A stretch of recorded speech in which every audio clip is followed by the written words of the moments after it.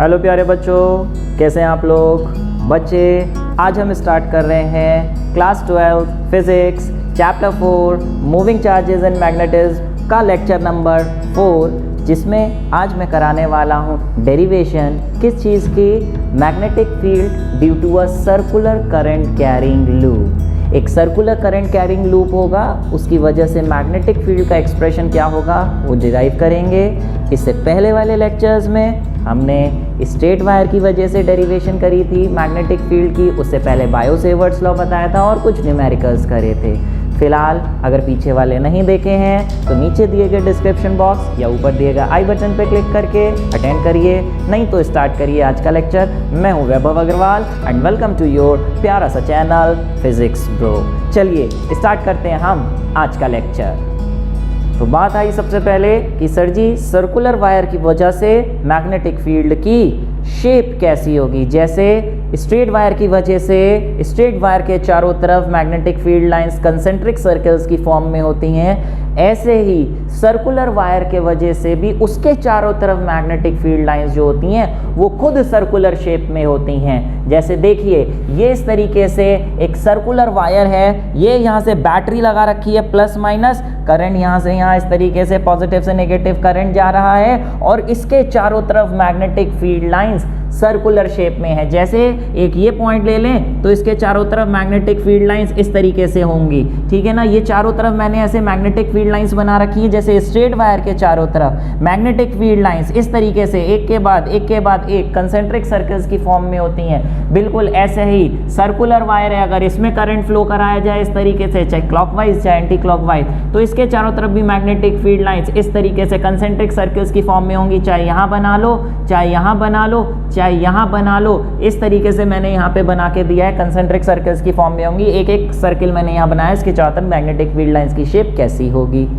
लेकिन बात आई कि कॉपी पे अगर बनाने को आ जाए तो कैसे शो करेंगे। बच्चे, अगर कॉपी पे बनाने को आता है तो उसके लिए आपको क्या करना होगा, आपको ये जो वाला जो वायर है ये एक पेपर लेना होगा, इस तरीके से कॉपी पे बनाना होगा, लेना नहीं है, कॉपी पे एक पेपर की ऐसे शीट बनाई आपने, इसके बीच में से इस तरीके से ये जो सर्कुलर लूप ऑफ वायर है इसको बीच में से पियर्स करता हुआ ये सर्कुलर लूप, आप समझिए ये इस तरीके से सर्कुलर लूप रहा होगा, ऐसे सर्कुलर लूप रहा होगा, जिसके दो टर्मिनल्स हमने बैटरी से कनेक्ट कर रखे हैं। इस तरीके से ये एक जगह से नीचे से आ रहा होगा, बीच में से पियर्स करता हुआ बाहर निकल रहा होगा, फिर यहाँ पेपर को पियर्स करता हुआ अंदर जा रहा होगा। करंट पॉजिटिव टर्मिनल से निकलेगा, ऐसे जाएगा, ऐसे जाएगा, ऐसे जाएगा, इस तरीके से ऐसे आएगा। तो इस वायर के चारों तरफ भी मैग्नेटिक फील्ड लाइंस ऐसे कंसेंट्रिक सर्कल्स होंगी, लेकिन यहाँ ना बना के इस पेपर की प्लेन पे बनाएंगे, प्लेन सरफेस पे बनाएंगे। कैसे? इसके चारों तरफ गोल गोल गोल गोल बना देंगे इस तरीके से, और इसके चारों तरफ भी ऐसे गोल गोल गोल गोल बना देंगे। बीच में जो मैग्नेटिक फील्ड लाइन होगी वो बिल्कुल स्ट्रेट होगी और पास वाली जो मैग्नेटिक फील्ड लाइंस हैं वो पास पास होंगी, लेकिन इनकी डिस्टेंस बढ़ती जानी है। क्या शो कर रहा है, जितनी पास पास होंगी magnetic field lines, magnetic field उतनी स्ट्रांग होगी, और जैसे जैसे हम वायर से दूर जाते जाएंगे मैग्नेटिक फील्ड वीक होती जाएगी, जिसकी वजह से इन दोनों के बीच की जो डिस्टेंस है कंसेक्यूटिव मैग्नेटिक फील्ड लाइंस के बीच की वो डिस्टेंस भी बढ़ती जाएगी। लेकिन यहाँ पे हमने शेप तो बना दी, लेकिन डायरेक्शन कैसे बनाए। मैग्नेटिक फील्ड लाइंस रन भी तो करती हैं, या तो क्लॉकवाइज रनेंगी या फिर एंटी क्लॉकवाइज रन करेंगी। कैसे बनाएंगे, प्रॉपर डायग्राम मैंने यहाँ पे बना के दिया है, इस तरीके से आप बनाएंगे। बीच वाली मैग्नेटिक फील्ड लाइंस यहाँ पे बिल्कुल स्ट्रेट होगी, लेकिन प्यारे इस डायग्राम में एक गड़बड़ी है। क्या गड़बड़ी है वो हम देखेंगे। क्या आप पहचान पा रहे हैं? आपको मैं 5 सेकंड दे रहा हूं, अगर आप पहचान पाएं। 10th क्लास में आपने डायरेक्शन पढ़ा है, उससे पॉज करिए और देखिए क्या सही बना है। नहीं तो देखिए कैसे, ये जो वायर है आप देख रहे हैं मैग्नेटिक फील्ड लाइन, यहाँ से वायर से करंट ऊपर जाएगा, इससे नीचे आएगा।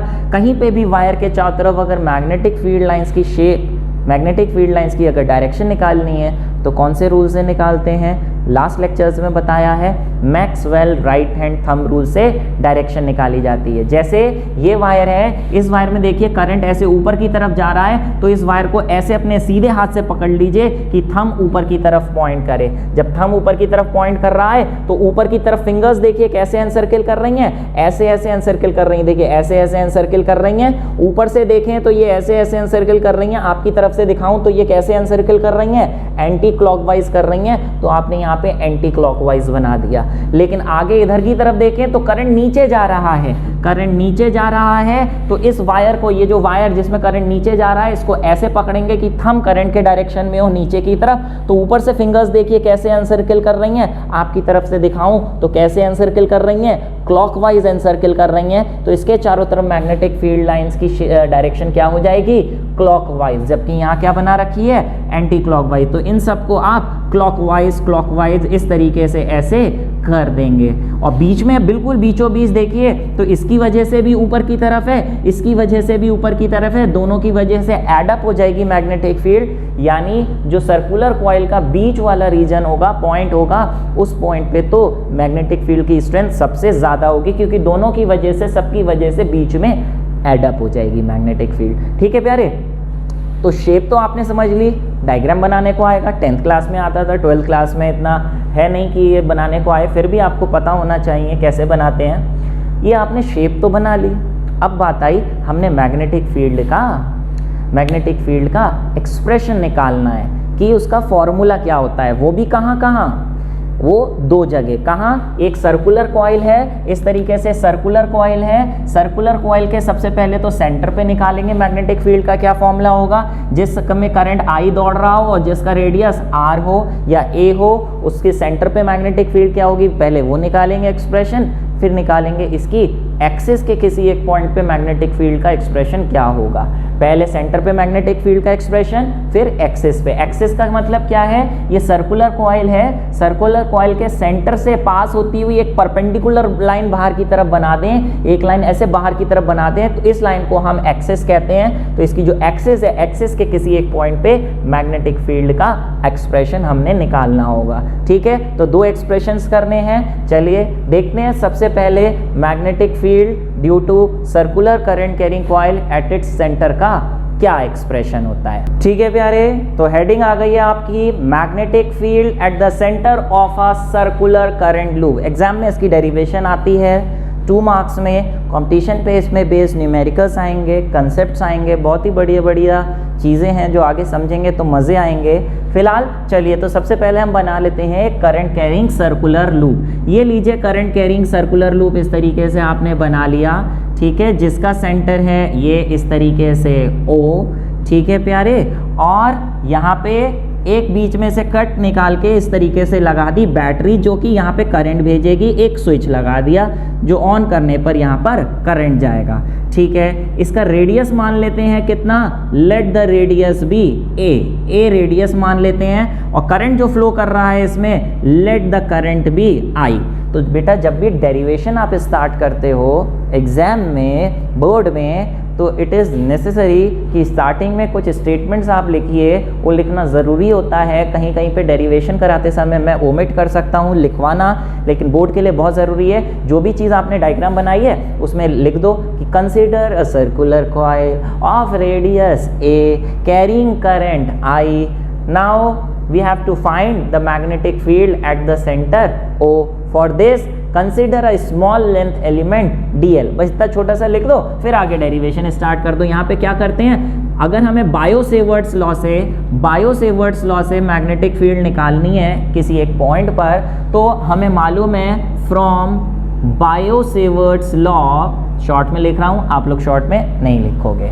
बायो-सेवर्ट लॉ से हमें मालूम है magnetic field due to small length element जो होती है DB, वो होती है mu not upon 4 pi IDL sine theta upon R square. ठीक है ना, मतलब यहाँ पे DL स्मॉल लेंथ एलिमेंट होता है, छोटे से लेंथ की वजह से छोटी सी मैग्नेटिक फील्ड, R डिस्टेंस पे फॉर्मूला ये होता है। तो हमने छोटा सा लेंथ एलिमेंट ये कंसिडर किया है, लेट दिस बी DL।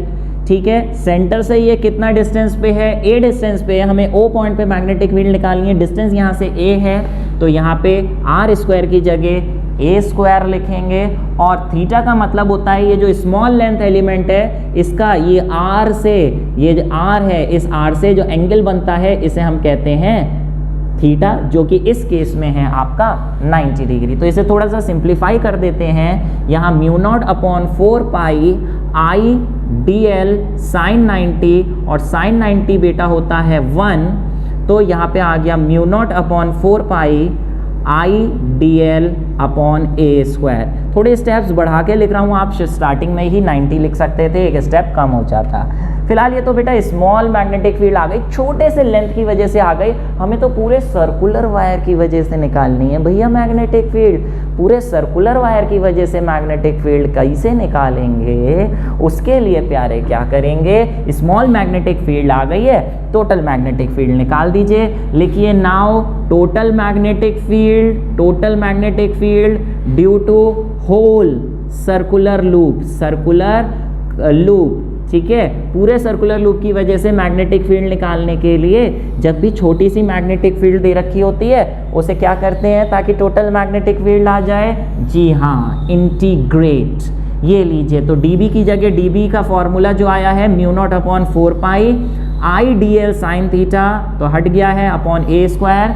यहाँ पे जो चीज़ कांस्टेंट है वो बाहर निकलेगी इंटीग्रेशन से, म्यू नॉट अपॉन 4 पाई कांस्टेंट है, करंट भी कांस्टेंट है, और रेडियस भी हर जगह, चाहे यहाँ चले जाओ, यहाँ हर जगह सर्कुलर कॉइल का रेडियस ए है, तो ए भी कांस्टेंट है, तो सारी कांस्टेंट चीज़ बाहर आ गई, अंदर बचा dl, और dl की फिर लिमिट्स भी लगाओगे बेटा, इंटीग्रेशन कर रहे हो तो लिमिट्स लगाओगे। dl जो छोटी सी लेंथ है ये कहाँ से कहाँ हो सकती है, आप देखिए ये यहाँ भी हो सकती है dl लेंथ, यहाँ भी हो सकती है, यहाँ भी हो सकती है, यहाँ भी हो सकती है, यहाँ से लेकर पूरी dl लेंथ यहाँ वापस यहाँ तक हो सकती है। तो अगर 0 से स्टार्ट करें तो ये पूरी लेंथ यहाँ से यहाँ तक कितनी हो सकती है, ऑब्वियसली ये पूरी किसके बराबर हो गई, इसके सरकमफरेंस के। तो अगर 0 से स्टार्ट करें तो ये पूरी dl लेंथ यहाँ से यहाँ तक कहाँ तक जाएगी, 2 पाई r तक, इसका सरकमफरेंस होगा 2 पाई r। तो 0 से इसकी इंटीग्रेशन लिमिट से स्टार्ट करोगे और पूरी लेंथ कहाँ तक हो सकती है इसकी टोटल लेंथ, 2 पाई r की जगह लिखोगे 2 पाई a, क्योंकि a इसका रेडियस है, 0 से 2 पाई a। तो प्यारे यहाँ पे म्यू नॉट अपॉन 4 पाई वैसे ही, I वैसे ही, dl का इंटीग्रेशन होता है प्यारे L, dl का इंटीग्रेशन L। जैसे नहीं मालूम है भैया, इंटीग्रेशन करा चुके हैं, 11th क्लास के कंसेप्ट्स में आपको इंटीग्रेशन बताई गई थी। अगर आपको इंटीग्रेशन सिंपल से बेसिक्स इंटीग्रेशन नहीं आते हैं जो फिजिक्स में लगते हैं, तो इसका बेटा एक अलग से लेक्चर है, डिस्क्रिप्शन बॉक्स में या ऊपर दिए गए आई बटन पे कोशिश करी जाएगी कि आपको उसका लिंक दिया जाए, वो लेक्चर ज़रूर अटेंड करिए, क्योंकि आगे के चैप्टर्स में कई जगह इंटीग्रेशन का यूज़ है। मैथ्स में तो बहुत सारी इंटीग्रेशन होती है, वो सब नहीं करना, फिजिक्स में कितनी यूज़ होती है हमने सिर्फ उतना सा ही इंटीग्रेशन डिफरेंशिएशन कराया है, वो कैलकुलस मेथड पूरा आप अटेंड करिए, डिस्क्रिप्शन बॉक्स में लिंक दे रखा है। अभी मैं यहाँ पे डायरेक्ट कर रहा हूँ, dl का इंटीग्रेशन L, तो ये लिमिट्स हो गई 0 से 2 पाई a, उसमें सब समझाया गया इंटीग्रेशन कैसे करते हैं, लिमिट्स कैसे लगाते हैं वगैरह वगैरह, ठीक है। 11th क्लास में आपने इक्वेशन ऑफ मोशन करी थी, तो उसी पे बेस कैलकुलस मेथड से हमने डेरिवेशन करी थी, तो वो डेरिवेशन कैलकुलस मेथड से कैसे करी वो भी समझाया, और कैलकुलस होता क्या है, पूरी इंटीग्रेशन डिफिकेशन वो भी समझाई है। फिलहाल लिमिट्स यहाँ अप्लाई करते हैं, चलिए ये हो गई I upon a square, L की जगह पहले अपर लिमिट, फिर माइनस का साइन लगा के L की जगह लोअर लिमिट। ऐसा करने पर a से a कट जाएगा, एक बचेगा सिर्फ mu naught upon 4 pi 2 pi I upon a, एक a कटने के बाद ये मैग्नेटिक फील्ड का फॉर्मूला आ गया, कहाँ पर सेंटर पर, ठीक है। याद कर लीजिए, चाहे तो कई बुक्स में ना इसे काट दिया है, पाई से पाई और 2 से 2 काट दिया है, तो mu naught I upon 2a आ जाएगा, लेकिन मैं कंसिडर करता हूँ कि इसे मत काटिए, आप इसे ऐसे ही याद रखिए, क्योंकि जब ये न्यूमेरिकल्स में लगेगा तो म्यू नॉट अपॉन 4 पाई को अगर आपने नहीं छेड़ा है तो इस पूरे की वैल्यू आप डाल सकते हैं 10⁻⁻⁷, छेड़ दोगे फिर नहीं डाल पाओगे, इसलिए ऐसे ही याद करो, म्यू नॉट अपॉन 4 पाई तो आना ही आना है सब जगह, यहाँ आ गया 2 pi I upon A, 2 pi I upon A, ठीक है। ये 2 पाई I अपॉन ए इसलिए बोल रहा हूँ बार बार, देखिए सर्कुलर कॉइल की वजह से यहाँ 2 पाई I आया है, जबकि पिछली बार ही हमने इनफाइनाइट वायर किया था, स्ट्रेट वायर किया था जिसमें करंट I था, तो a डिस्टेंस पे मैग्नेटिक फील्ड का फॉर्मूला आया था mu not upon 4 pi 2 I over A, काफ़ी सिमिलर साउंडिंग है, इसलिए यहाँ पे लिखना जरूरी है, स्ट्रेट है इनफाइनाइट है तो 2 I ओवर ए, सर्किल है तो एक पाई और लग जाना है, सर्किल में सरकमफ्रेंस आ जाती है ना 2 पाई r, तो वो वाला पाई ऊपर और लग जाना है, 2 पाई I अपॉन ए। इसका एक स्पेशल केस है, स्पेशल केस है क्या, कि if the coil consist of n turns, यहाँ पे n टर्न्स हैं, n टर्न्स का मतलब है कि जैसे ये हमने इस तरीके से एक टर्न लिया, इसी के ऊपर दूसरा, तीसरा, चौथा, पांचवा, ऐसे बहुत सारे कितने टर्न्स हैं, n टर्न्स बांध दिए। तो ऑब्वियसली बच्चे मैग्नेटिक फील्ड भी n टर्न्स होने की वजह से n टाइम्स हो जानी है, 2 पाई आई की जगह हो जाना है 2 पाई ni अपॉन a।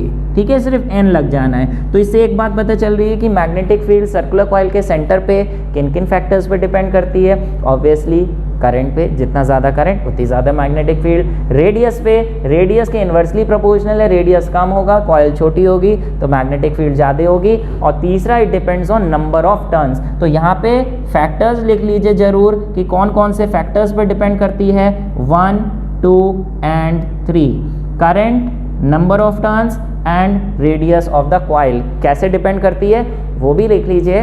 और तो और बेटा मीडियम पे भी डिपेंड करती है।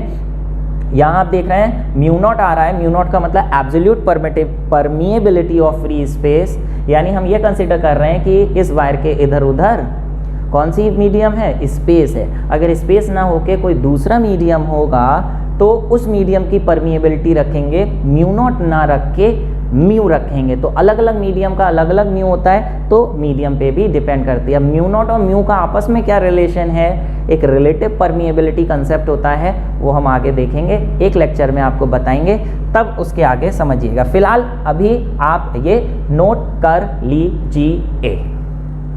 ओके प्यारे, फॉर्मूला याद हो गया? नहीं हुआ है तो अभी याद करिए। 5 बार मंत्र का उच्चारण करना है। Magnetic field due to a circular current carrying coil at its centre. अगर एक टर्न है तो फॉर्मूला है B equal to mu not upon 4 pi, mu not upon 4 pi, mu not upon 4 pi, mu not upon 4 pi, तो सब जगह लगना है। जैसे इलेक्ट्रोस्टैटिक्स में 1 अपॉन 4 पाई एप्सिलॉन नॉट था, यहाँ म्यू नॉट अपॉन 4 पाई।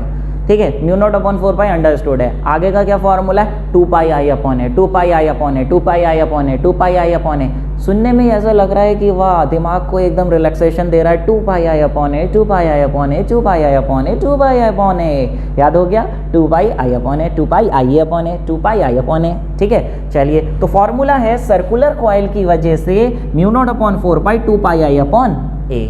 लेकिन ये पूरी सर्कुलर कॉइल की वजह से है। यहाँ पे कुछ स्पेशल केसेस हम ले रहे हैं जो न्यूमेरिकल में बहुत ज़्यादा हेल्प करने वाले हैं। कॉम्पिटिटिव लेवल के न्यूमेरिकल्स में ये कंसेप्ट बहुत लगना है, बुक में अलग से नहीं दे रखा है, मैं अलग से थ्योरी करा रहा हूँ ताकि बाद में न्यूमेरिकल्स में परेशानी ना आए। तो ध्यान से समझिए क्या है, आगे न्यूमेरिकल्स में बहुत हेल्प करने वाला है। ये इस तरीके से सर्कुलर कॉइल है, बोर्ड में भी बहुत हेल्प करने वाला है, सिर्फ कॉम्पिटिटिव में नहीं, बोर्ड के न्यूमेरिकल्स में भी। ये सर्कुलर कॉइल है प्यारे, सर्कुलर, पूरी सर्कुलर कॉइल की वजह से फॉर्मूला 2 पाई आई अपॉन ए है। स्पेशल केस ये है कि अगर ये पूरी होने की बजाय सेमी सर्कुलर होती, अगर हम इसे आधा कर दें, तब मैग्नेटिक फील्ड का फॉर्मूला क्या होगा। आधा करने का मतलब ये कि ये इस तरीके से पूरी है, पूरी की वजह से सेंटर पे निकाली थी, ये लीजिए पूरी की बजाय आधी हो गई, ये यहाँ से कट हो गई, सिर्फ यहाँ से यहाँ तक है, करंट इतने में जा रहा है, यहाँ से यहाँ तक है। तो बताइए इसकी वजह से सेंटर पे मैग्नेटिक फील्ड का फॉर्मूला बहुत ही सिंपल सी बात है, पूरी की वजह से इतना है तो आधी की वजह से आधी हो जाएगी मैग्नेटिक फील्ड। इसे सिंपली आधा कर दो। यहाँ पे मैग्नेटिक फील्ड निकालने के लिए इस वाली मैग्नेटिक फील्ड को अगर आधा कर दो तो ये बन जाएगा म्यू नॉट अपॉन 4 पाई, पाई अपॉन ए, पाई आई अपॉन ए। ये 2 हटा दिया डिवाइड करने पर। अभी इसमें ये कह दें कि इसको और आधा कर दिया, ये सेमी सर्कुलर होने की बजाय, ये इस तरीके से सेमी सर्कुलर होने की बजाय ये पूरी सर्किल थी, ठीक है, पहले सर्किल्स में से आधा हटाया, अब आधा और हटा दिया, यानी सिर्फ इतनी है, सिर्फ इतनी। ये सेंटर पे हमने निकालनी है मैग्नेटिक फील्ड, आई करंट है, ए रेडियस है। तो बेटा अगर आधी की वजह से इतनी आ रही है, इसकी भी आधी कर दो, इतनी बचेगी, तो मैग्नेटिक फील्ड का फॉर्मूला हो जाना है mu not upon 4 pi, pi I upon आधा कर दो इस वाले को तो 2a हो जाएगा। अब ये फॉर्मूले याद नहीं करने हैं, ये तो ये याद है तो अपने आप लिख ही दोगे, है ना। लेकिन अभी क्या आया कि जैसे ये पूरा 360 डिग्री होता था, 360 डिग्री की वजह से इतनी है, 180 डिग्री की वजह से इतनी है, 90 डिग्री की वजह से इतनी है। अब इनके अलावा कोई एंगल हो गया, फॉर एग्जाम्पल ये इस तरीके से सर्कुलर कॉइल थी, इस पूरे की वजह से पूरा एंगल कितना होता है, पूरा एंगल होता है आपका कितना 360 डिग्री की वजह से ये फॉर्मूला था।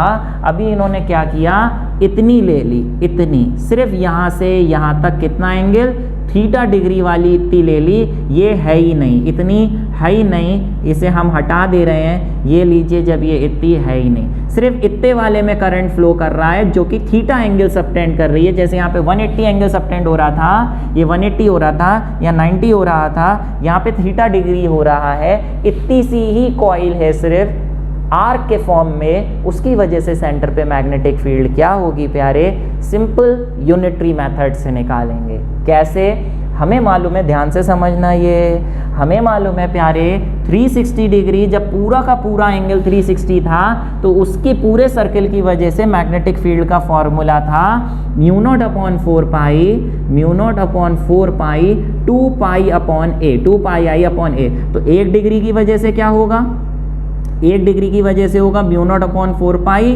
2 पाई आई अपॉन ए अपॉन 360 का इतना, तो 1 निकालने के लिए 360 नीचे जाएगा, ये लीजिए नीचे ले गए। और हमें कितने डिग्री की वजह से निकालना है, हमें थीटा डिग्री की वजह से निकालना है। तो यूनिटरी मेथड 1 डिग्री से इतनी मैग्नेटिक फील्ड है, तो थीटा डिग्री से कितनी मैग्नेटिक फील्ड हो जाएगी, mu naught upon 4 pi 2 pi आई अपॉन ए इंटू 36 थीटा अपॉन 360 डिग्री। समझ पा रहे हो कि नहीं समझ पा रहे हो, एक के लिए इतना, तो थीटा डिग्री के लिए इतनी मैग्नेटिक फील्ड हो जाएगी। ये लीजिए मैग्नेटिक फील्ड का फॉर्मूला लिख दिया, आर्क की वजह से कितना, mu naught upon 4 pi 2 pi आई अपॉन ए, तो वैसे ही रहेगा, बस यहाँ पे मल्टीप्लाई हो जाना है थीटा अपॉन 360 डिग्री। समझ पा रहे हो कि नहीं समझ पा रहे हो प्यारे। यहाँ एक खास बात ये बताने वाला हूँ कि क्वेश्चन में अगर ये एंगल डिग्री में दे रखा है तो सिंपली आप यहाँ पे थीटा डिग्री लग के ऐसे कर दोगे।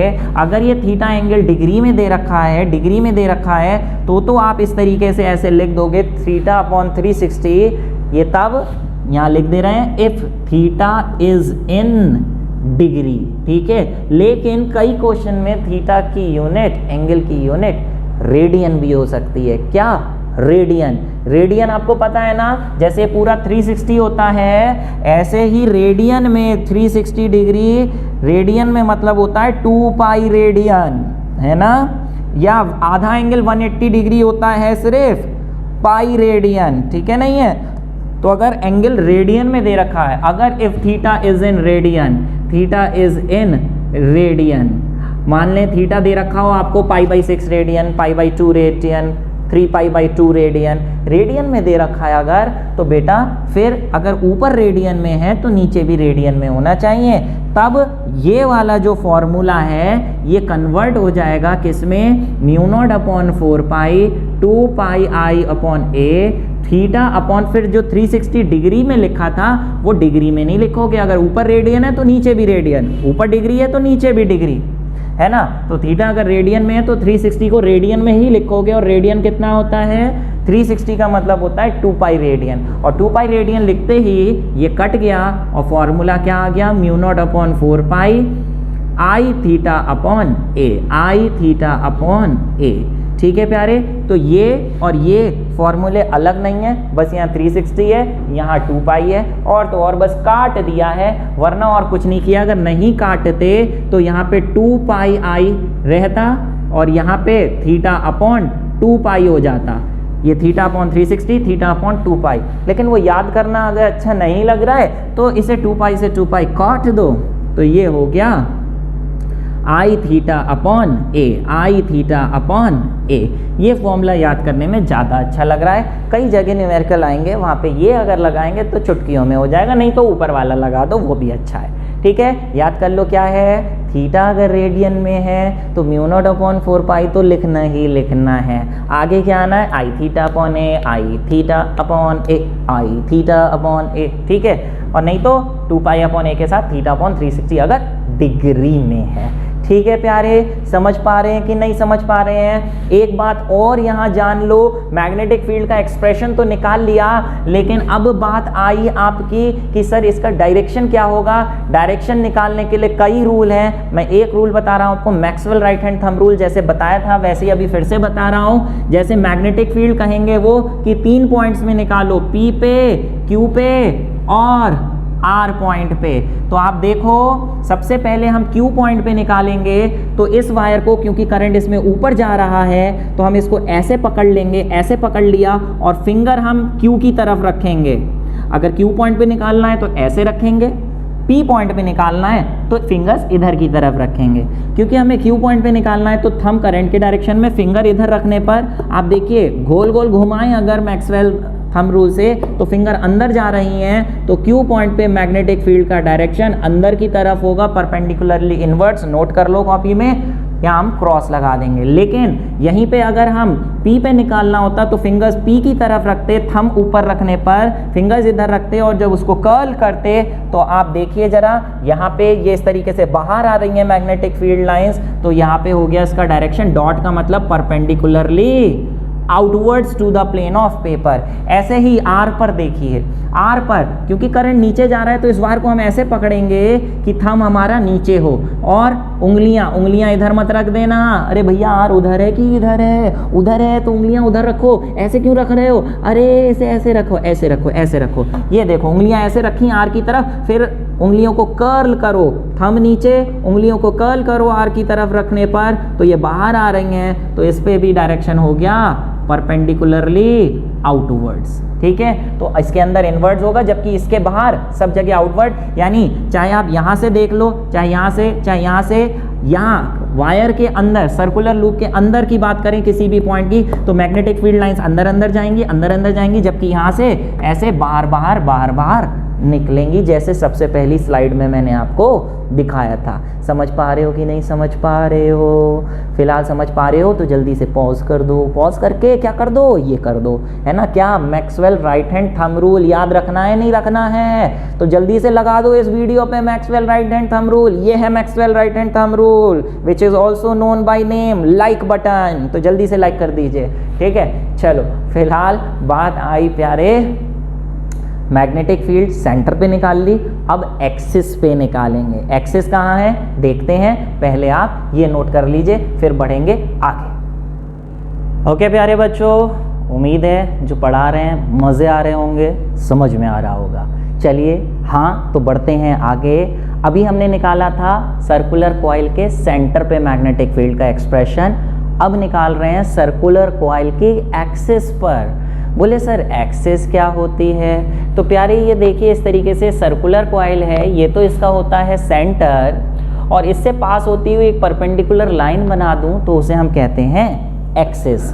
जैसे कि फॉर एग्जाम्पल आप देखिए ये इस तरीके से एक सर्कुलर कॉइल है, सामने रखें तो आपको ऐसी दिखाई देगी जैसे मैंने अभी बनाई थी जब हम सेंटर पे निकाल रहे थे। लेकिन एक्सिस इसकी कहाँ होगी, सेंटर से पास होती हुई बाहर की तरफ ये लाइन बना दूं तो ये एक्सिस होगी।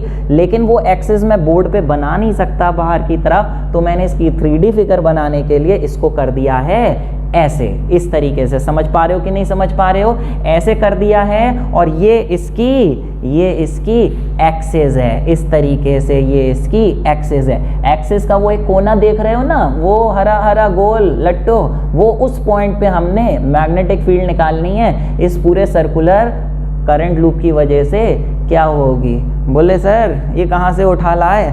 बच्चे बचपन का होला हूप है, छोटे थे तो खेलते थे।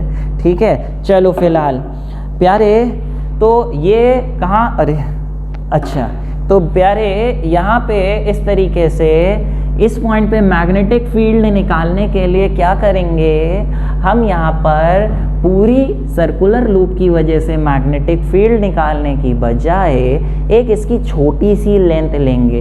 बेटा ज़रा इसको ध्यान से समझना क्योंकि ये 3 डायमेंशनल फिगर है, इसमें कुछ चीज़ें ऐसी हैं जो थोड़ी सी इमेजिन करनी पड़ेगी, बोर्ड पे हम नहीं बना सकते।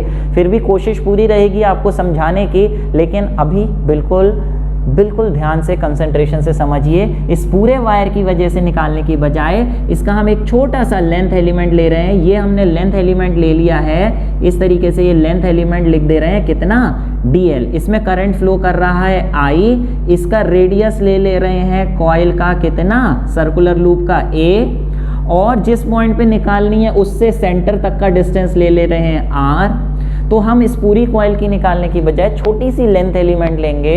उसकी वजह से इस पॉइंट पे मैग्नेटिक फील्ड निकालने के लिए यहाँ से ये एक इस तरीके से लाइन बनाई हमने, ये पॉइंट P ले लेते हैं इस तरीके से, और ये डिस्टेंस हम मान लेते हैं कितना, लेट इट बी x। बच्चे इन तीनों में क्या रिलेशन होगा, क्योंकि राइट एंगल ट्राइंगल बन रहा है तो मैं यहाँ पे लिख दे रहा हूँ, एक तो यहाँ पे x square is equal to R square plus A square होगा, या फिर x is equal to R square plus A square की पावर हाफ होगा, शायद बाद में यूज होगा तो देख लेंगे कि क्या होगा। ठीक है, let this angle be phi. ठीक है, इसकी ज़रूरत पड़ने वाली है कहाँ देखेंगे। फिलहाल इस लेंथ एलिमेंट की वजह से इस पॉइंट पे मैग्नेटिक फील्ड बना है, तो बायो सेवर्ट लॉ की हेल्प से आपको मालूम है कि स्मॉल लेंथ एलिमेंट की वजह से using Biot Savart's law we know कि small magnetic field at point P due to small length element dl is given by, पूरा लिखना पड़ेगा, मैं तो यहाँ डायरेक्ट लिख रहा हूँ म्यू नॉट अपॉन 4 अच्छा म्यू नॉट अपॉन 4 बार बार आ रहा है, मैं इसको k लिख दे रहा हूँ, ठीक है ना, k लिख दे रहा हूँ, जल्दी हो जाएगा। आखिरी में लेकिन k नहीं लिखना, फाइनल जो फॉर्मूला है उसमें म्यू नॉट अपॉन 4 लिखेंगे, उसकी जगह हम k कॉन्स्टेंट लिख दे रहे हैं। फॉर्मूला होता है I dl sine theta upon R square. ठीक है, आर स्क्वायर की बात करें, पहले तो जिस पॉइंट की जिस लेंथ की वजह से निकाल रहे हैं, जिस पॉइंट पे वहां से वहां तक का डिस्टेंस r नहीं है, x है, तो प्यारे यहाँ तो एक तो r नहीं लिखोगे, x लिखोगे। दूसरी बात करंट I है, ठीक है, लेंथ dl है, लेकिन एंगल कितना है, क्या एंगल थीटा है, नहीं, एंगल कितना है, ये मत बोलना कि सर एंगल फाई है, अरे डायग्राम में कोई भी एंगल बना होगा वो एंगल आप यहाँ पर डाल दोगे थीटा की जगह, अरे थीटा जो एंगल होता है उसी की तो वैल्यू डालोगे। डायग्राम से सही से देखो जरा, डायग्राम में जो थीटा की वैल्यू आएगी पहले वो जानो थीटा है कौन सा एंगल, किस किस के बीच का एंगल, और डायग्राम से जब देखोगे तो थीटा की वैल्यू 90 डिग्री निकलने वाली है भैया, 90 डिग्री। कहाँ से आई 90 डिग्री, जरा देखिए, थीटा एंगल किस किस के बीच है, theta is the angle between length element and x. ये जैसे आप ध्यान करिए बायो सेवर्ट लॉ बनाते थे तो छोटी सी लेंथ एलिमेंट लेते थे इस तरीके से, ये dl ली हमने, ये r लिया, तो इसके बीच का ही तो एंगल लेते थे थीटा, dl और r के बीच, यहाँ पे r को डिनोट कर रहे हैं x से, तो dl और x के बीच का जो एंगल है वही होगा ये थीटा, जो कि यहाँ पे होगा 90 डिग्री। कितना, 90 डिग्री। बोलिए सर ये तो देखने में बिल्कुल नहीं लग रहा, बेटा यही मैंने कहा था, यहाँ पे समझने वाली बात है, ज़रा आप समझिए कि ये 90 कैसे हुआ। लिखना नहीं है, दिखाना नहीं है, लेकिन आपको पता होना चाहिए कि कोई भी आपसे पूछे तो आपको पता हो, और ना भी पूछे तो अपनी पूरी नॉलेज के लिए आपको पता होना चाहिए कि ये 90 क्यों है। देखिए ये जो लूप है ये ऐसे तो रखा नहीं है, कैसे है, ऐसे रखा हुआ है, ठीक है, और इसकी सबसे ऊपर वाले पॉइंट पे जो हमने छोटी सी लेंथ एलिमेंट ली है, ये छोटी सी लेंथ एलिमेंट इस तरीके से, ये पेन है, यहाँ पे ये छोटी सी लेंथ एलिमेंट ले ली है मैंने dl, समझ पा रहे हो, ये dl जो बाहर की तरफ आपकी तरफ निकलती हुई होगी इस तरीके से, ठीक है, वहां नहीं दिख रही है, वहां dl ऐसे दिख रही है, लेकिन ये एक्चुअली dl लेंथ बाहर की तरफ निकलती हुई होगी अगर हमने सबसे ऊपर वाले पॉइंट पे ली है, ठीक है, सबसे इधर वाले पॉइंट पे लें तो ऐसे वर्टिकल होगी। फिलहाल चलो अभी तो ऐसे ले ली है, अब जो x है यहाँ पे x है वो क्या है, ये जिस पॉइंट पे इस dl तक का ये डिस्टेंस, तो आप देखिए ये एक्सेस है, इस तरीके से देख पा रहे हो, ये बीचों बीच एक्सेस है। अब वो जो लट्टू एक पॉइंट P दिखाई दे रहा है, उस पॉइंट P से इस लेंथ को जरा ज्वाइन करना, जो x बनाओगे x बनाना, जरा ये लो मैं बना रहा हूँ, इसे यहाँ से हटा के यहाँ लगा रहा हूँ, ठीक है, ये ऐसे ज्वाइन कर दिया, तो आप ये देखो कि ये इस तरीके से ये हो गया आपका ये x, और ये जो सबसे ऊपर थी ये हो गई आपकी, अरे यार कहाँ भाग रही है, अच्छा इस तरीके से, चलो ऐसे देख लो, ये इस तरीके से आपका हो गया dl, और ये इस तरीके से हो गया आपका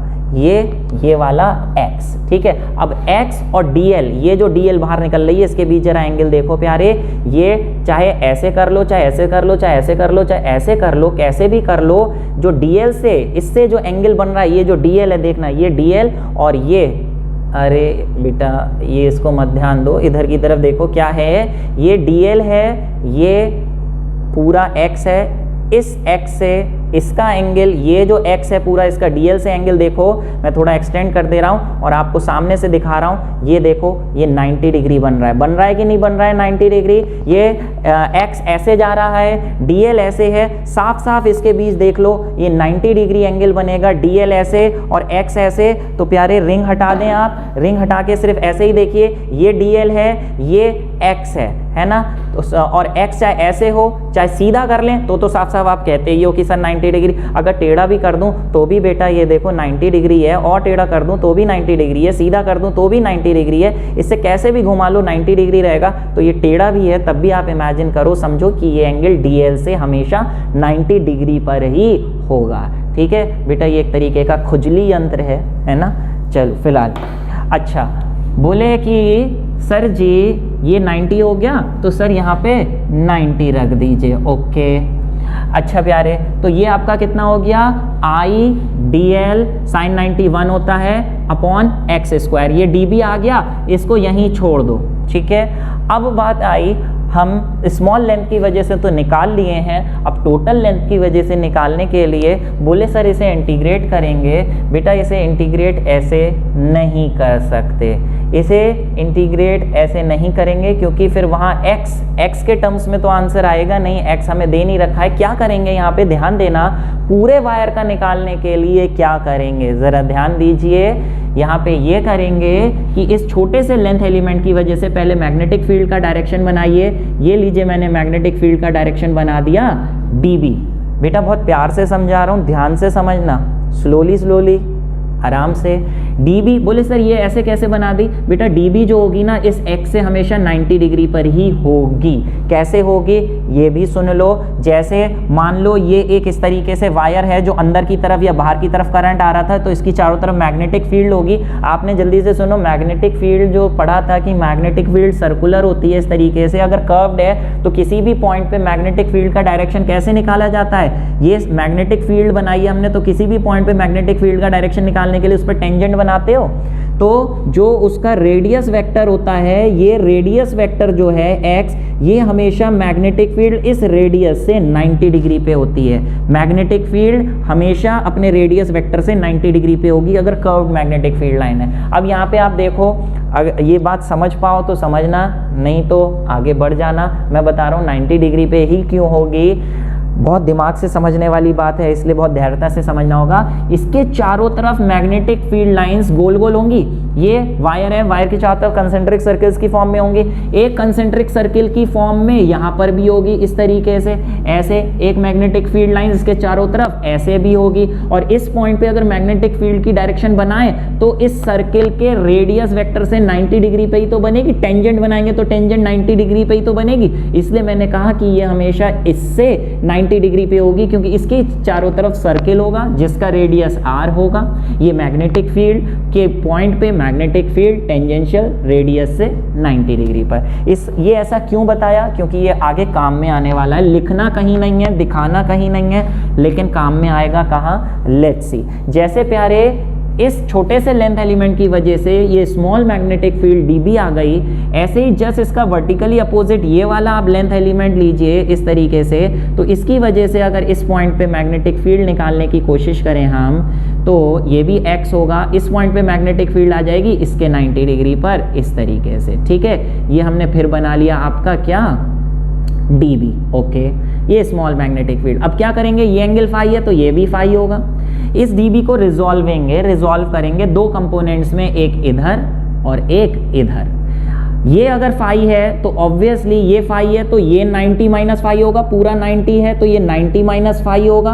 और प्यारे अगर ये 90 माइनस फाई है तो ये ऑब्वियसली फाई होगा, क्योंकि ये पूरा 90 है, उसमें से अगर ये 90 माइनस फाई है तो ये फाई, फिर से अगर ये 90 माइनस फाई है तो ये फाई रहा होगा, क्योंकि ये पूरा 90 डिग्री है। ये आपको दिखाना नहीं है लिख के, आप डायरेक्ट ऐसे लिख सकते हो कि अगर ये फाई है तो ये भी फाई होगा। ठीक है, ऐसे ही इस dB को रिजॉल्व किया, एक इधर और एक इधर, जिसमें ये एंगल फाई होगा। तो dB को रिजॉल्व करेंगे इसको इधर की तरफ, तो फाई वाली साइड लगेगा कॉस फाई और इधर वाली साइड लगेगा dB साइन फाई। ठीक है, ऐसे ही ऊपर की तरफ हो जाएगा dB कॉस फाई और इसका एक रिजॉल्व इधर की तरफ आएगा dB साइन फाई। ठीक है प्यारे, फाई की साइड कॉस लगता है, दूसरी तरफ साइन लगता है। अब आप ये देखिए db cos फाई तो वर्टिकली अपोजिट होने की वजह से कैंसिल कर देंगे, वो दोनों कंपोनेंट्स कैंसिल हो जाएंगे। Net magnetic field P point पे, P पॉइंट ये है, P पॉइंट पे कितनी बचेगी, db sin थीटा दोनों सेम डायरेक्शन में है, तो नेट मैग्नेटिक फील्ड हो जानी है 2db sin थीटा। ऐसा मत लिख देना प्यारे, पूरे वायर की वजह से मैग्नेटिक फील्ड निकालनी है या सिर्फ इन दो एलिमेंट्स की वजह से निकालनी है? सिर्फ इन दो एलिमेंट्स की वजह से कहें तो हाँ db sin theta plus db sin theta हो जाएगी, लेकिन हमने यहाँ पे पूरे की वजह से निकालनी है। तो यहाँ पे एक अंडरस्टूड सी बात है कि यहाँ पे जैसे इन दो वर्टिकली अपोजिट लेंथ एलिमेंट्स ने db cos theta db cos phi cancel कर दिए, ऐसे ही इसके जितने भी वर्टिकली अपोजिट लेंथ एलिमेंट्स हैं DL, उसमें यहाँ पे जो मैग्नेटिक फील्ड आएगी वो db मैग्नेटिक फील्ड्स को रिजॉल्व करने पे सारे db cos फाई सब कैंसिल कर देंगे, और सारे लेंथ एलिमेंट्स के जो मैग्नेटिक फील्ड बचेंगी वो सिर्फ कौन सी बचेंगी, हाँ db sin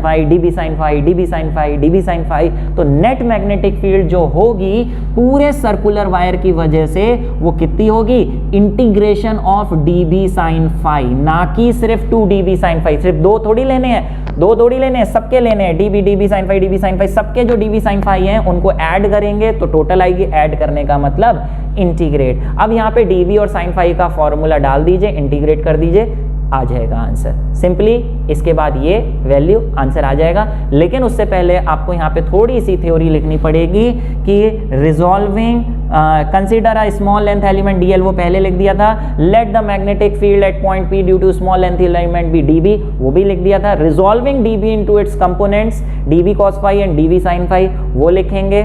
now consider a length element just vertically opposite to the first length element. Here the two components db cos phi being equal and opposite cancel each other। ये लिखने के साथ साथ ये भी आप लिखेंगे कि here in the similar way when we resolve all the components in जितनी भी मैग्नेटिक फील्ड है उनको जब रिजॉल्व करेंगे तो all db cos phi components due to various length elements in the circular wire will cancel each other and the net magnetic field will be given by this। ठीक है, तो क्या होगा देखिए प्यारे, यहाँ पे db और sin फाई का फॉर्मूला डाल दीजिए।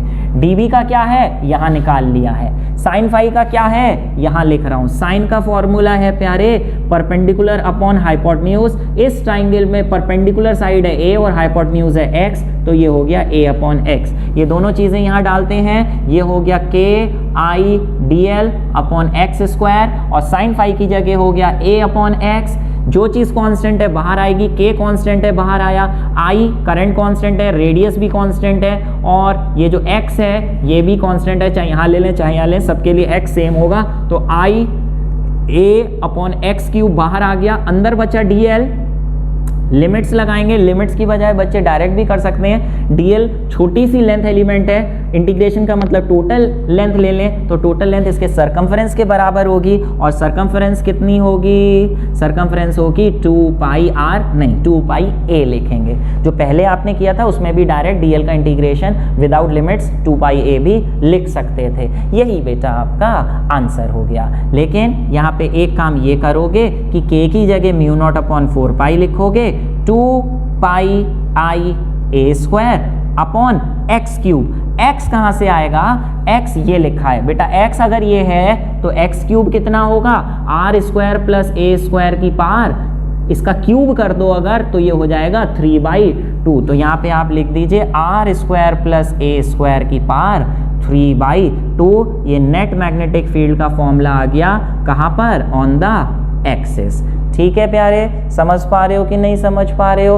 और इसी में एक स्पेशल केस है, इफ द कॉइल कंसिस्ट, वैसे 3 स्पेशल केस हैं, अभी एक डायरेक्ट स्पेशल केस ये, if the coil consist of n turns, तब क्या होगा, यहाँ पे सिंपली n से मल्टीप्लाई हो जाएगा अगर वहाँ पे n टर्न्स हैं। फिलहाल ये फॉर्मूला आप देखिए, फॉर्मूले की डेरिवेशन कितनी छोटी सी है लेकिन समझने वाली चीज़ें कितनी हैं। तो थोड़ा सा आपको थ्योरी भी लिखनी पड़ेगी कि db all db cos phi components will cancel each other, net magnetic field given by this। तो 4 से 5 स्टेप्स का इसका डेरिवेशन है, सिर्फ समझने वाली चीजें ज़्यादा है। लेकिन इसके स्पेशल केस भी हैं और कुछ डायरेक्शन भी है, एक आगे नई चीज़ आने वाली है, देखते हैं। फिलहाल प्यारे ये फॉर्मूला याद करते चलो, तभी आगे बढ़ेंगे। सेंटर पे फॉर्मूला था mu not upon 4 pi 2 pi I upon a square, नहीं क्या फॉर्मूला था, mu not upon 4 pi 2 pi I upon A, mu naught upon 4 pi 2 pi I upon ए, और एक्सेस पे क्या फॉर्मूला आ रहा है, म्यू नॉट अपॉन 4 पाई, तो लगना ही लगना है, ऊपर है 2 pi I A square, 2 pi I A square, 2 pi I A square, 2 pi I A square upon R square plus A square की पावर 3/2। अरे लो, ये तो मुझे ही याद हो गया अभी के अभी 5 बार आप बोलो, अभी याद हो जाना, याद तो अभी करना है। Mu not upon 4 pi 2 pi I A square upon R square plus A square की पावर 3/2। देखो कितना अलग है, पहला ऐसा आया जिसमें पावर 3/2, अरे बाप रे 3/2, आर स्क्वायर प्लस ए स्क्वायर की पावर 3/2, याद हो गया, 4 बार बोलो, याद कर लो, ठीक है। चलिए पॉज करिए इसे और नोट करिए इसे, फिर हम बढ़ते हैं आगे। बात आई प्यारे स्पेशल केसेस की, एक स्पेशल केस पहले ही नोट कर लिया है, नहीं करा है तो जल्दी से कर लो। If the coil consist of n turns, तो फॉर्मूला क्या हो जाना है, mu not upon 4 pi 2 pi N I A square upon R square plus A square की पावर 3/2, n टाइम्स हो जानी है मैग्नेटिक फील्ड। और क्या इसके स्पेशल केस हैं, सबसे पहला ये होगा प्यारे कि if the point P lies at the centre of the coil, यानी हमें पॉइंट P सेंटर पे, यानी सेंटर पे मैग्नेटिक फील्ड निकालनी पड़े, तो ये तो हम ऑलरेडी निकाल चुके हैं 2 पाई आई ओवर ए, लेकिन इस फॉर्मूले की हेल्प से हमें सेंटर पे मैग्नेटिक फील्ड निकालनी है। तो पहला आपका स्पेशल केस है कि magnetic field at the centre of the circular current loop. अगर आप सोचो ये पॉइंट P पास में आने लगे, सेंटर के पास आता रहे और बिल्कुल पास आते आते आर की वैल्यू क्या होती जानी है, आर की वैल्यू कम होती जानी है, और पी पॉइंट बिल्कुल ओ पे आ जाए तो आर कम हो के 0 हो जाएगा। तो हम यहाँ पे कर देंगे क्या, R is equal to 0, setting R is equal to 0 इस फॉर्मूले में कर दें तो मैग्नेटिक फील्ड आ जानी है सेंटर पर mu not upon 4 pi 2 pi I A square upon R, यहाँ से हटा दो 0 कर दो तो प्यारे ये हट जाएगा, 2 से 2 कट जाएगा, ए क्यूब बन जाएगा, ऊपर ए स्क्वायर नीचे ए क्यूब, ए 2 कट जाएंगे, ए स्क्वायर ए क्यूब से सिर्फ एक ए बचेगा, यानी नीचे एक ए लिख दें, ऊपर का हटा दें, और यही फॉर्मूला हम पहले भी पढ़ चुके हैं। तो ये डायरेक्ट आप यहाँ से भी कर सकते हैं, लेकिन अगर एग्जाम में सेंटर को निकालने को आएगा तो आप वही करेंगे। हाँ, स्पेशल केस करके पूछेंगे तब ये करेंगे, नहीं तो जो पहले बताई थी सेंटर पे निकालने के लिए वही करेंगे। ठीक है प्यारे, चलिए नेक्स्ट क्या है ज़रा देखिए। नेक्स्ट है आपका, कह रहे हैं कि at the axial point lying far away from the coil. ये पहले तो था कि बहुत पास में है सेंटर पे, अब है बहुत दूर है, आर बहुत, अगर पी पॉइंट बहुत दूर है तो आर की वैल्यू कैसी होगी, इन्फिनिटी। यानी यहाँ पर आर की वैल्यू इन्फिनिटी नहीं रखेंगे, सॉरी, यहाँ पे आर की वैल्यू अगर बहुत ज़्यादा होगी, इन्फिनिटी नहीं, आर की वैल्यू ज़्यादा होने का मतलब किससे ज़्यादा होगी, ए से ज़्यादा होगी।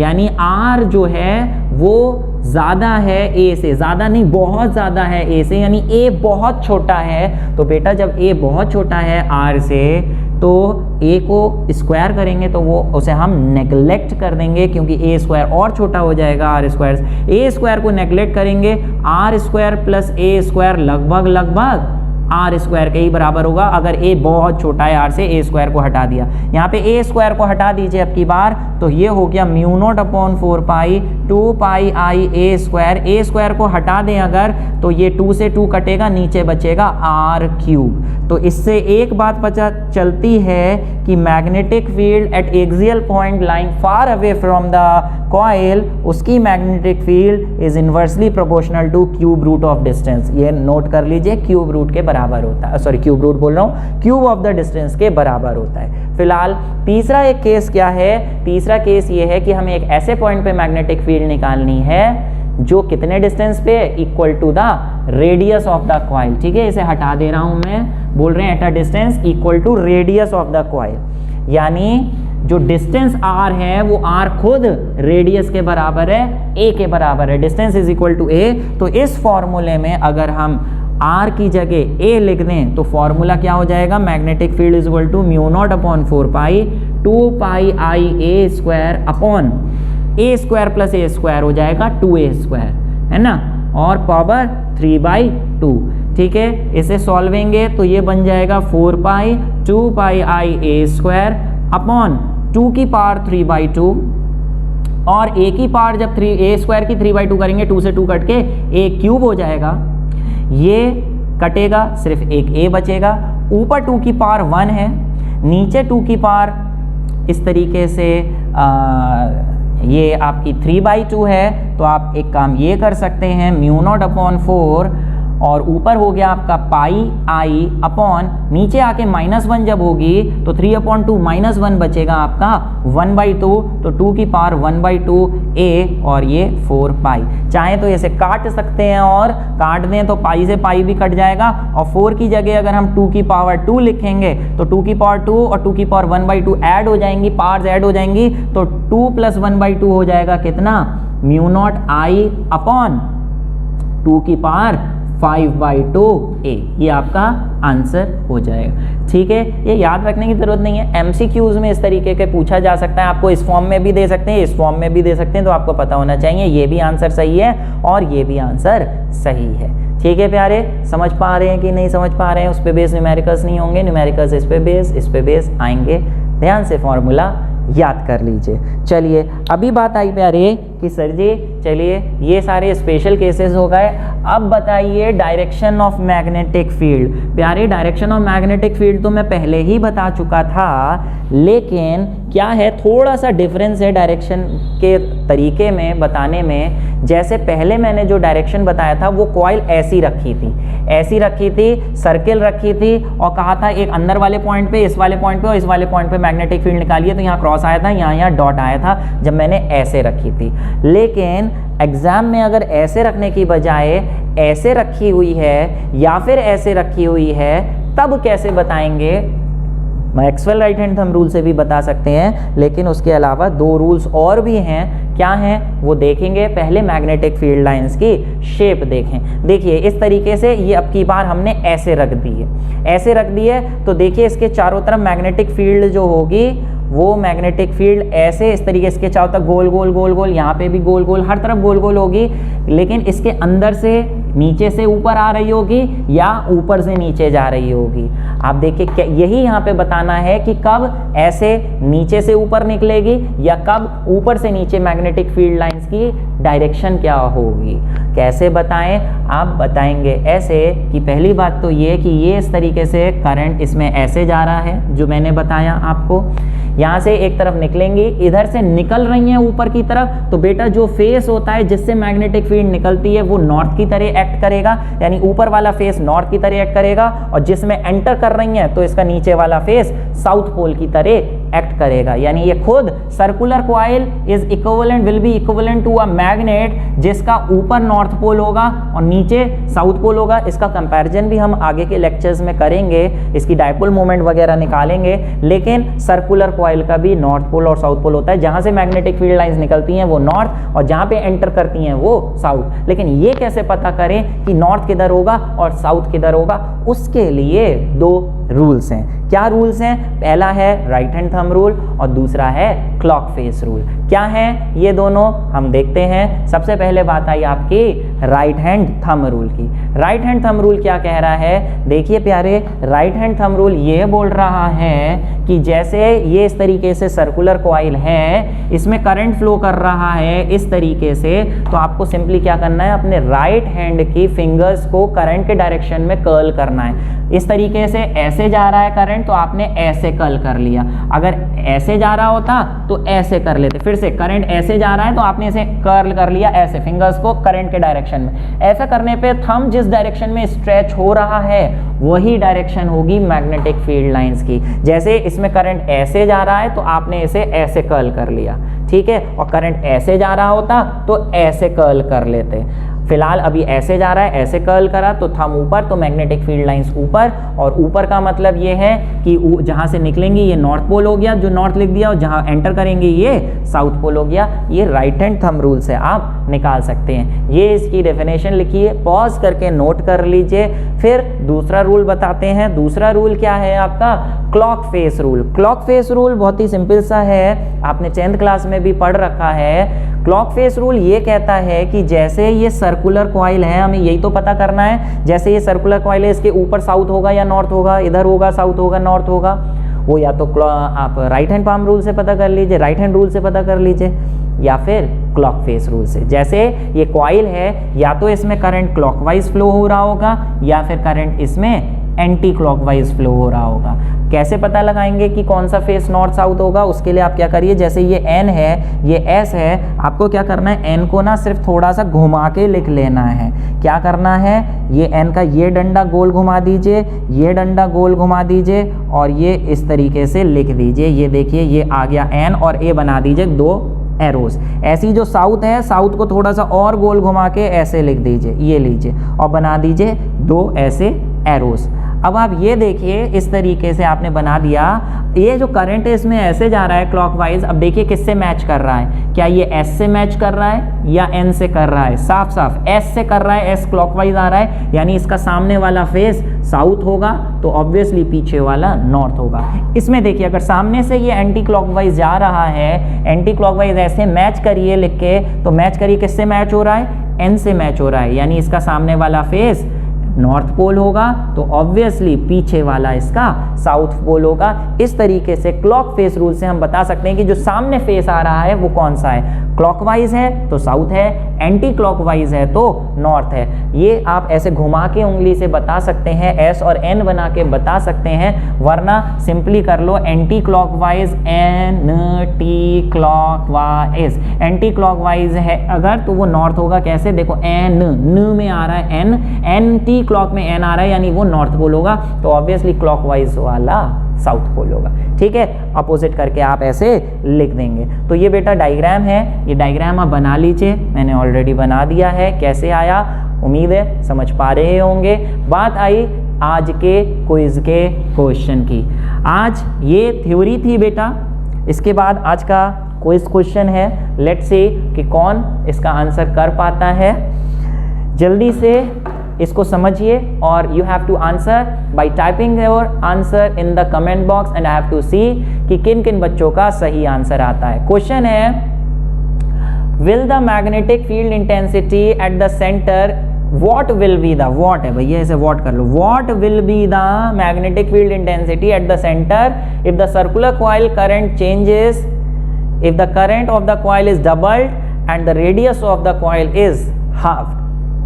सर्कुलर कॉइल का सेंटर पे मैग्नेटिक फील्ड पे क्या फर्क पड़ेगा अगर करंट ऑफ द कॉइल को डबल कर दें और रेडियस को हाफ कर दें। जल्दी से टाइप करिए, इजी सा क्वेश्चन है, टाइप करिए बच्चे कमेंट बॉक्स में। फिलहाल आज के लिए इतना ही है थ्योरेटिकल पार्ट। इसके अगले लेक्चर में प्यारे हम करने वाले हैं इसके बहुत ही बेहतरीन लेवल के न्यूमेरिकल्स, मज़े आ जाने हैं, ये मैं गारंटी दे रहा हूँ। इतने सारे न्यूमेरिकल्स मैं खुद कराने वाला हूँ, और जितने न्यूमेरिकल्स खुद कराने वाला हूँ उससे ज़्यादा प्रैक्टिस के लिए देने वाला हूँ। और एक लेक्चर में ये न्यूमेरिकल्स कवर भी नहीं होंगे, 2 लेक्चर मैं इसके सिर्फ न्यूमेरिकल में कराऊँगा। लेकिन वो करने के लिए ये सर्कुलर कॉइल के कंसेप्ट क्लियर होना बहुत ज़रूरी है। वो जो क्वेश्चन कराऊंगा वो सर्कुलर कॉइल पे भी बेस्ड होंगे, साथ साथ में स्ट्रेट वायर पे भी बेस्ड होंगे, दोनों को मिला के बेस्ड होंगे। इसलिए इसके पहले के तीनों लेक्चर्स मिला के ये 4 लेक्चर हो गए। एक बार रिवाइज कर लीजिए, आगे बहुत मज़े आने वाले हैं। ठीक है, कोशिश है जल्दी से अगले लेक्चर का लिंक ऊपर आई बटन में या डिस्क्रिप्शन बॉक्स में आपको दिया जाए, उस पर क्लिक करके आप अगला लेक्चर देख सकते हैं। फिलहाल आज के लिए इतना ही, पीछे का रिवाइज करिए, जल्दी से मेहनत करते रहिए। Stay happy, stay blessed. मिलते हैं अगले लेक्चर में, जब तक के लिए ऑल द बेस्ट।